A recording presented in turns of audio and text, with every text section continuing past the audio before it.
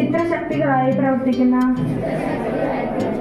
തീവ്രവാദത്തിനും മതമൗലികവാദത്തിനുമെതിരെ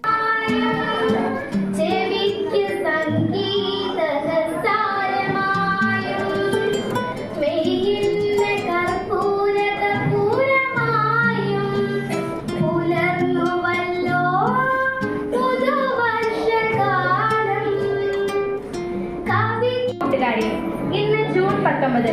എല്ലാവർക്കും എന്റെ വായന ദിനാശംസകൾ.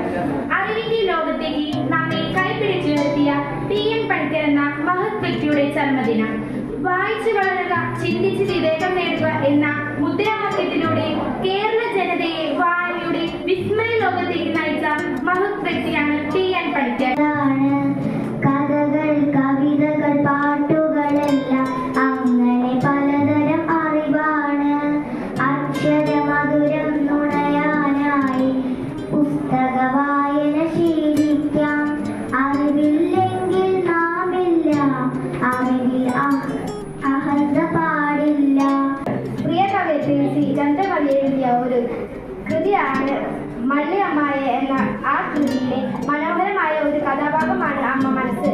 ഒരമ്മയുടെ വേദനകളും ജീവിതാനുഭവങ്ങളും എല്ലാം ചേർന്ന ഒന്നാണ് അമ്മ മനസ്സ്. ഓരോ അമ്മമാരും സ്വീകരിച്ച ജീവിതവും അവർ ആഗ്രഹിക്കുന്ന ജീവിതവും ഒന്നിടയിലുള്ള അമ്മമാരും മനോസംഘർഷങ്ങളും വിഷമങ്ങളും എല്ലാം വിളിച്ചോതുന്നവയാണ്. അതോടൊപ്പം